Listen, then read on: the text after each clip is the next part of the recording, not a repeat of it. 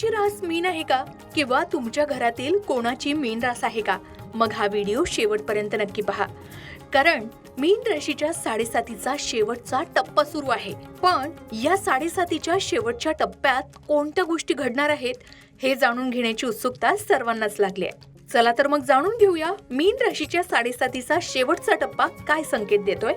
या काळात आयुष्यात कोणते बदल होऊ शकतात, कोणती काळजी घ्यावी आणि शनिदेवांची कृपा मिळवण्यासाठी कोणते उपाय केले जाऊ शकतात. चला तर सुरुवात करूया. आता 7.5 म्हणजे काय हे तर सर्वांनाच माहिती आहे. चंद्र राशीच्या एका रास आधी चंद्र राशीत आणि त्यानंतर एका राशीत असा सुमारे 7.5 वर्षाचा प्रवास असतो. या काळात प्रत्येक व्यक्तीच्या आयुष्यात परीक्षा, जबाबदाऱ्या, संयम आणि कर्माचे फळ यांचा अनुभव येऊ शकतो.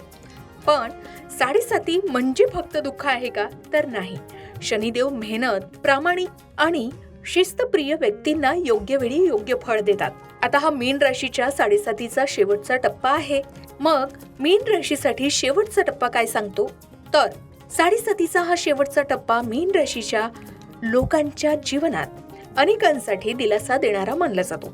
दीर्घकाळ चाललेला संघर्ष कमी होत जातो आणि आयुष्यात नवीन दिशा मिळू लागते असं सांगितलं जातं. मात्र हा परिणाम प्रत्येकासाठी सारखाच असेल असंही नाही. तो जन्मकुंडलीतील शनी, इतर ग्रहांची स्थिती आणि चालू दशांवर अवलंबून असू शकतो. आता ज्या लोकांना नोकरीत अडथळे येत असतील, बदली, ताण किंवा अपेक्षित यश मिळत नव्हतं, त्यांना हळूहळू चांगल्या संधी मिळू शकतात. नवीन नोकरी, पदोन्नती, व्यवसायात वाढ किंवा मेहनतीची दखल घेतली जाण्याची शक्यताही निर्माण होऊ शकते. एवढंच नाही तर 7.5च्या काळात खर्च वाढतो, कर्ज वाढतं किंवा आर्थिक ताण जाणवू शकतो. मात्र 7.5च्या शेवटच्या टप्प्यात आर्थिक नियोजन सुधारतं, अडकलेले पैसे मिळण्याची शक्यता असते आणि उत्पन्नाचे नवीन मार्गही मोकळे होऊ शकतात. परंतु उधळपट्टी टाळावी असा सल्ला दिला जातो आणि नियोजन करूनच खर्च करणं महत्त्वाचं आहे असंही सांगितलं जातं. याही व्यतिरिक्त मानसिक शांतता महत्त्वाची असते. दीर्घकाळ चाललेली जी चिंता आहे, भीती आहे आणि अस्थिरता आहे ती या 7.5च्या शेवटच्या काळामध्ये कमी होऊ लागते. मन पुन्हा सकारात्मक विचार करू लागतं आणि निर्णय अधिक आत्मविश्वासाने घेतले जाऊ शकतात. शिवाय नात्यांमध्ये जास्तीत जास्त सुधारणा होऊ शकते. घरातील मतभेद कमी होऊ शकतात. पती पत्नी, पालक, भावंड किंवा मित्रांसोबतचे गैरसमज हे दूर होण्याची शक्यताही असते. आता जुन्या नात्यांना पुन्हा एक संधी तुम्ही द्यायची की नाही हे ठरवायचं. याचबरोबर आरोग्याकडे विशेष लक्ष देणं तितकंच गरजेचं आहे. 7.5 संपत आली रे आली की आरोग्याकडे दुर्लक्ष अजिबात करू नये.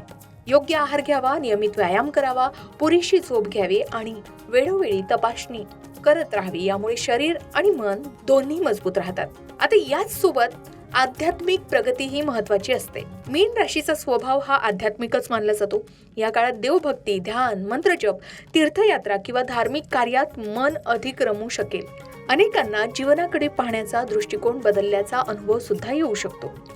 मग मीन राशीच्या लोकांना 7.5च्या शेवटच्या टप्प्यामध्ये असे काही अनुभव येत असतील तर कमेंटमध्ये नक्की शेअर करा. आता सर्वांना माहिती आहे की शनिदेव हे आपल्याला काही ना काही धडा देऊन जातात. मग ते कोणते धडे असतात?